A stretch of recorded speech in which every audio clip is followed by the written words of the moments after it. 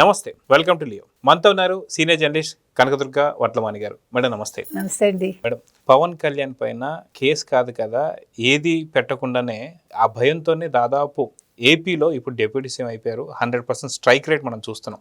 అటువంటిది పక్క రాష్ట్రం అయినటువంటి తమిళనాడులో క్రిమినల్ కేసు పెట్టడాన్ని ఎలా చూడాలి? ఇప్పుడు నిజంగా రాజకీయ సమీకరణాలు తమిళనాడులో మారబోతున్నాయా అంటే ఏమంటారు? ఇప్పుడు మారడం ఏంటి? పవన్ వెళ్ళారంటేనే మారాయని అర్థం.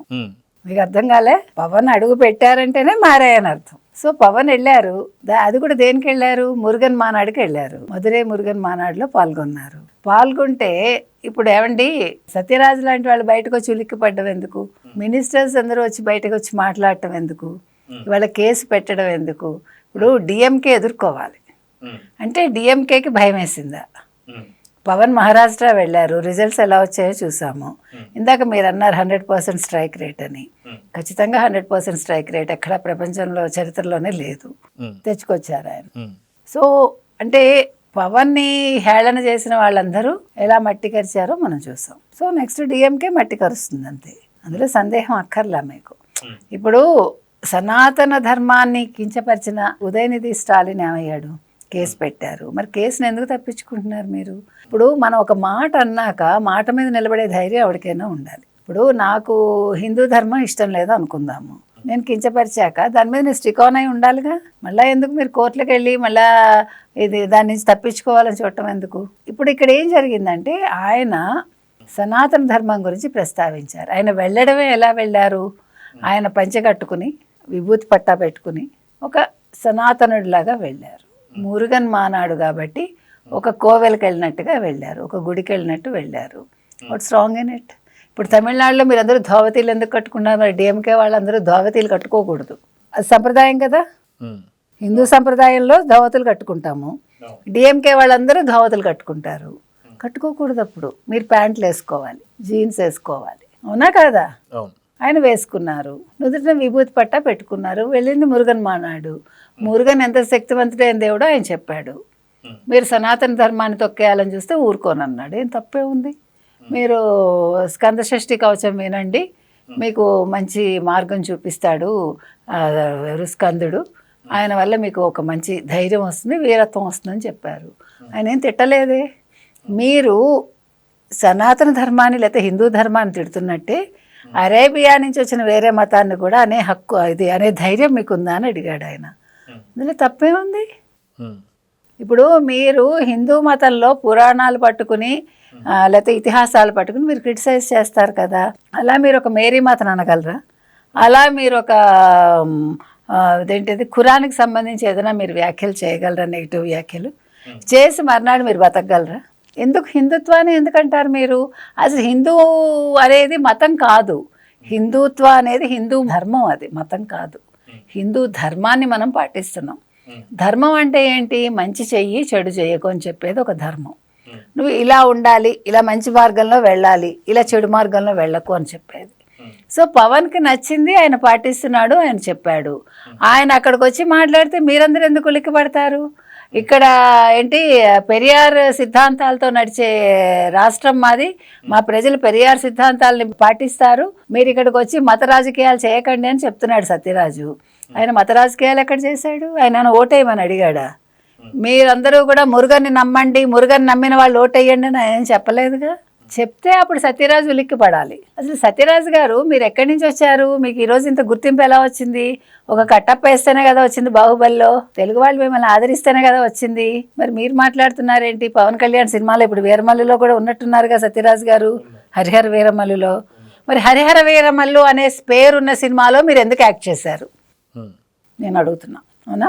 ఎందుకు యాక్ట్ చేశారు? యాక్ట్ చేయకూడదు. మీరు పెరియార్ సిద్ధాంతాల్ని పాటించే వ్యక్తి అయితే, పెరియార్ సిద్ధాంతాలు పాటించే ఒక రాష్ట్రం నుంచి వస్తే, మీరు నటుడిగానైనా, ఈవెన్ ప్రకాష్ రాజు కూడా చెప్తున్నా, మీరు నమ్మని సిద్ధాంతాలని డబ్బు కోసం మీరు నటించకండి, అలాంటి సినిమాల్లో మీరు చేయకండి. ఇవాళ నేను చెప్తున్నా.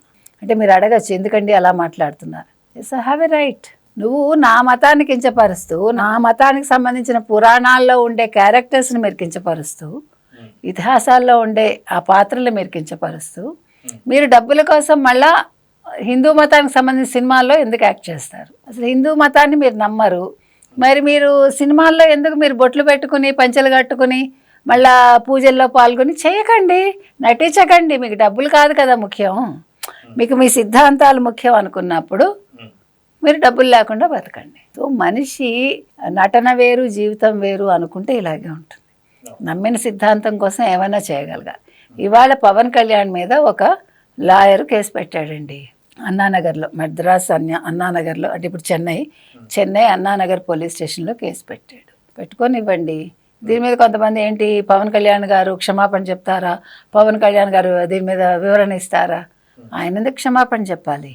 కోర్టు నోటీస్ ఇస్తే దానికి బదులు వాళ్ళు లాయర్ ఇస్తారు. అయితే మనం చూసుకుంటే గతంలో ఏపీలో కూడా వైఎస్ జగన్మోహన్ రెడ్డి ఇలాంటి అరాచకాలు చేస్తూ చంద్రబాబు నాయుడు గారు అరెస్ట్ అయినప్పుడు కలవడానికి కూడా వీలు లేకుండా రోడ్డు మీద ఆపేస్తే దాదాపు నిమిషాలలో వేల సంఖ్యలో వచ్చినటువంటి అభిమానులు చూసి అక్కడ ఆపినందుకే ఆ రోజు పాదాలానికి తొక్కేస్తానని చెప్పి పవన్ కళ్యాణ్ శపథం చేశాడు. చెప్పినట్టే 100% స్ట్రైక్ రేట్ కొట్టారు.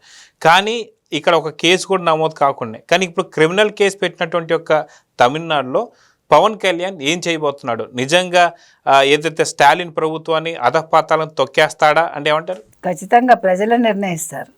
అది పవన్ కళ్యాణ్ చెప్పక్కర్లా. ఎందుకంటే అక్కడ మురుగన్ భక్తులు ఉన్నారు. మురుగన్ భక్తుల పవర్ ఏంటో అక్కడ ఉండే ప్రజలకు తెలుసు, లోకల్ ప్రజలకి. ఎందుకంటే మురుగన్ అంటే చాలా ఇష్టపడే వాళ్ళు ఎక్కువ అక్కడ. ఇప్పుడు మీకు క్రిస్టియన్ ఓట్లు ముస్లిం ఓట్లు మీకు ముఖ్యం అనుకుంటే మీరు హిందూ ఓట్లు అడగకండి. అసలు హిందూ ఓట్ల మీదే మేము బతకమని చెప్పండి దమ్ముంటే డిఎంకే వాళ్ళు. మీరు పెరియార్ సిద్ధాంతాల మీదే మాకు ఓట్లు వస్తాయి, మా వాళ్ళు దాన్నే పాటిస్తారు అనుకునే ఆ హిందువులని మీరు ఓట్లు అడగండి.